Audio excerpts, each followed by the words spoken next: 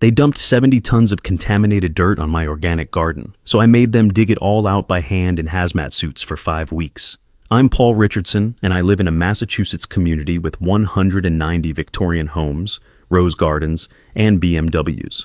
My 1962 house has a half-acre organic garden with compost smell and fresh humus. Eleanor Winthrop chairs the HOA, retired attorney with a white Jaguar who hates my compost pile.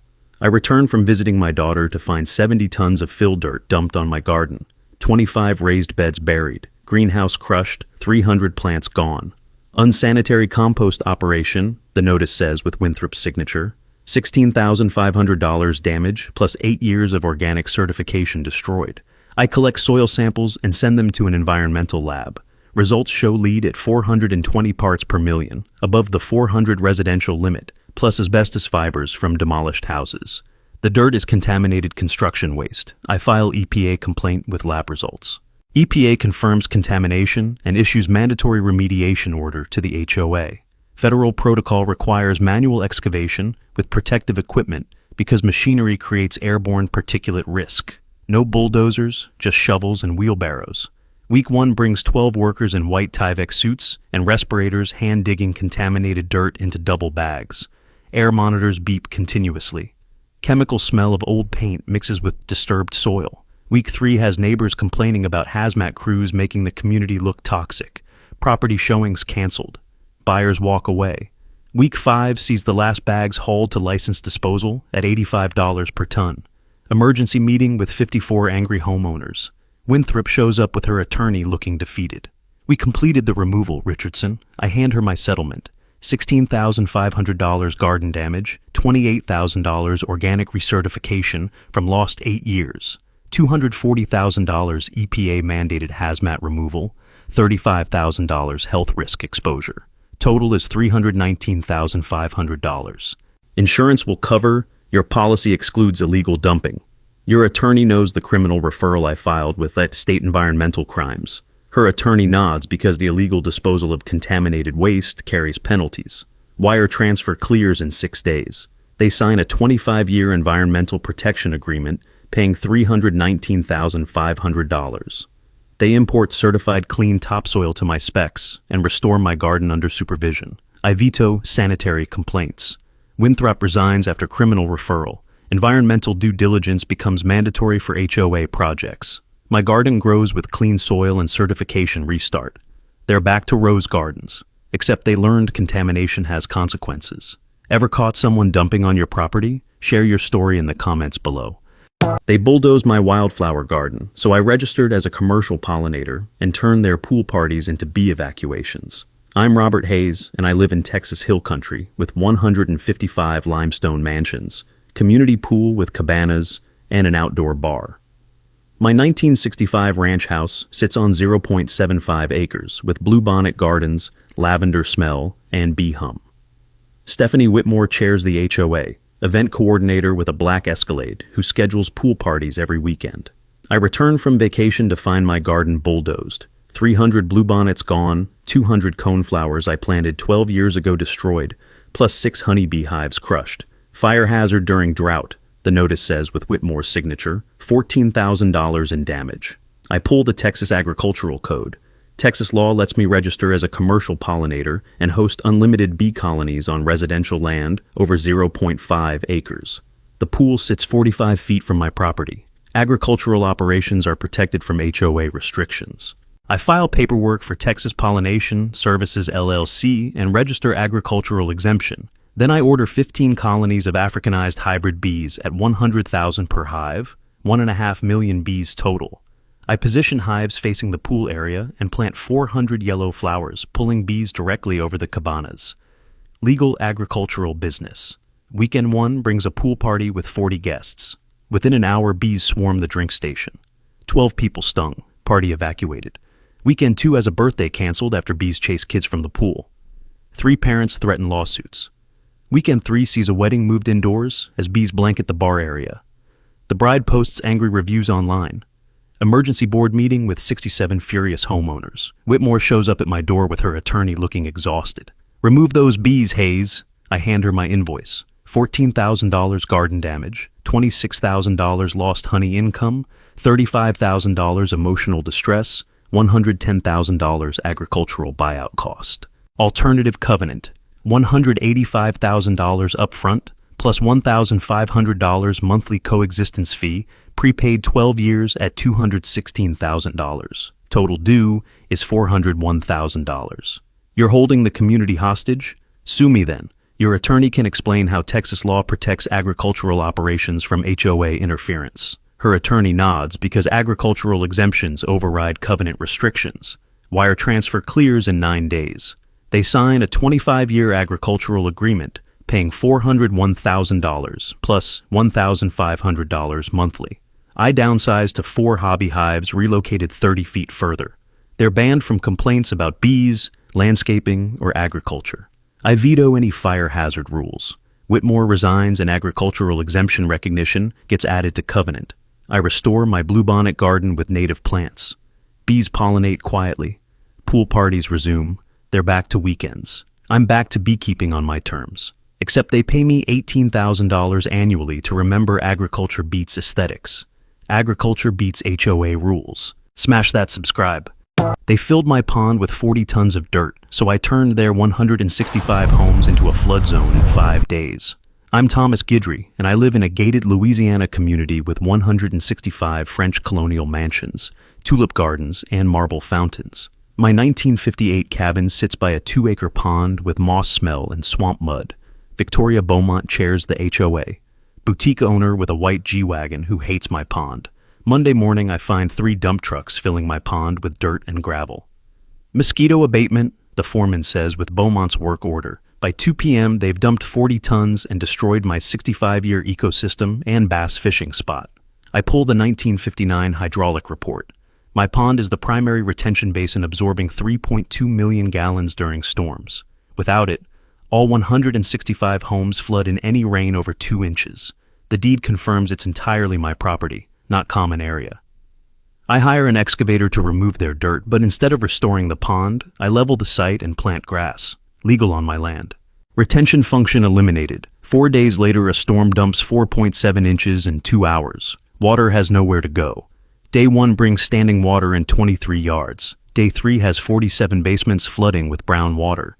Day 5 leaves the golf course underwater and 12 streets impassable. Emergency board meeting with 91 panicked homeowners. Beaumont arrives with her attorney and engineer looking defeated. Restore the pond, Guidry. I hand her my invoice. $85,000 ecosystem restoration, $120,000 heritage loss, $340,000 alternative basin construction on land they lack. New easement terms, $545,000 upfront, plus $3,200, monthly prepaid 20 years at $768,000. Total due, $1,313,000. That's extortion? Build your own then. Your engineer knows you need 8 acres that don't exist here. The engineer nods because topography confirms I control their only solution. Wire transfer completes in 7 days. They sign a 30-year easement paying $1,313,000 plus $3,200 monthly. I restore the pond my way. They're banned from interference. I veto aesthetic standards affecting my property. Beaumont resigns, and wetland protection gets added to covenant. I restore my pond with native plants and bass. Water clears, flooding stops. They're back to gardens. I'm back to fishing at sunrise. Except they pay me $38,400 annually to remember nature beats fountains. Nature always wins. Smash that subscribe button. They flooded my workshop. I turned their championship golf course into a mud pit. My family built furniture here since 1952. 3 generations. Walnut credenzas. Maple dining sets. Cherry bookcases with dovetail joints. The workshop smells like sawdust and linseed oil. Always has. The golf course moved in around us in 2019. New money, manicured fairways, crystal clubhouse with valet parking. I'm not a member, never wanted to be. My property deed is older than their irrigation system. June 7th. I arrive at 7 a.m., water everywhere, 2 inches deep. The planer is ruined. DeWalt industrial model, $3,200. 6 walnut credenzas for a hotel lobby, destroyed. $18,000 in custom work, gone. 140 board feet of maple. Kiln dried 8 years, warped beyond saving. I find the source. They demolished the stone spillway, built in 1954 by my grandfather, replaced it with a bigger water hazard for hole 7, routed storm drainage straight into my building. I walk the property line. 80 feet of their main irrigation pipe runs through my land. Easement from 1952. Original deed. They need access for maintenance. I control that access. No alternative water source for 2 miles. I pull county records. The easement grants passage. Doesn't guarantee it. I install chain link fencing, 8 feet high, padlocked gates, completely legal, my property, my rights. I cut their maintenance access. They call. I don't answer. I document everything, photographs, timestamps, weather reports. Day 1, 95 degrees, June heat. Their sprinklers stop. Fairway 7 starts browning. Day 3. The greens on holes 5 through 9 show yellow patches. Their superintendent calls. I send him to voicemail. Day 5. The water hazard drops 6 inches. Algae blooms form. Green scum on brown mud. Mosquitoes arrive. Members complain. The smell reaches the clubhouse. Chlorinated pond water baking in desert sun. Gerald Blackwood shows up. HOA president. Also the developer. He threatens legal action. I hand him an invoice. $21,200 in equipment damage. $8,500 lost revenue. 3 canceled orders. $6,000 in legal consultation. Total $35,700. Plus a new easement contract. $2,400 annually. Market rate for commercial land lease. 5 years prepaid, $12,000. Grand total $47,700. He laughs. I close the door. Day 8. The course closes holes 5 through 9. Day 12. 3 membership cancellations. Day 15. He returns. Checkbook open. He signs everything. The contract runs 20 years. I approve any terrain changes within 100 feet of the easement. Quarterly inspections of all irrigation infrastructure. My terms, my timeline. Breach means immediate termination. The water flows again. My workshop stays dry, his course stays green. We both learned about legacy rights. Drop a golf if original property beats new money every time. They blocked my street for 14 days with construction trucks, so I got his $2.8 million company shut down permanently. I'm Robert Chen and I live in a Texas suburb with 120 new homes and Teslas. My 1968 ranch house sits surrounded by construction sites with lumber smell and concrete dust. Derek Holloway owns Holloway Construction LLC, red F350 with company logo, building 8 homes nearby. Monday, his dump trucks and cement mixers block my street from 5:30 a.m. to 8 p.m. I can't access my driveway. I park 3/10 of a mile away and walk on my injured knee. 14 days straight. I miss 4 work days because I can't leave or return home. I'm an investigator for Texas Department of Licensing and Regulation for 15 years. Holloway doesn't know this. I request his contractor license through Texas Open Records Act. Result: business registration, but no general contractor license. Texas law prohibits construction over $50,000 without licensing. 8 homes equal $2. $8 million in violations. I file formal complaint with TDLR. No license, $2.8 million in contracts, construction without permits. TDLR issues immediate stop work orders on all 8 homes. Day 1 brings workers standing idle. Day 3 has homebuyers calling lawyers about their illegal builder. Day 5 sees county revoking all permits. Day 7 brings panicked families facing construction delays. Holloway shows up looking desperate. "You did this, Chen." I hand him TDLR findings. Operating without license is Class A misdemeanor. $5,000 daily fines times 180 days equals $900,000. Permanent licensing ban, criminal referral to district attorney, plus $2.8 million in civil lawsuits from 8 buyers. I'll move the trucks. Too late. Your company faces $900,000 fines, criminal charges, and $2.8 million lawsuits. He settles. $25,000, my damages for lost wages and injury. $15,000 legal fees. Signed agreement never to block my street or operate within 1 mile. Company dissolves in 30 days. He works for licensed contractors now. TDLR publishes the case as warning. My street stays clear. Construction resumes legally. Families get their homes finished. I park in my own driveway again, except every contractor in the county now checks who lives on the street before blocking it. Licenses matter more than you think. Comment your experience below. One Tuesday morning, I opened a letter from the Sunset Hills HOA and nearly dropped it. They fined me $250,000 for violations on my own land. I've lived here for 30 years raising chickens and tending my garden. But suddenly I was accused of trespassing. Their first mistake was underestimating me, a 71-year-old retired surveyor who knows land better than anyone. The HOA claimed my fence, tool shed, chicken coop, and even my late wife's gazebo were illegal.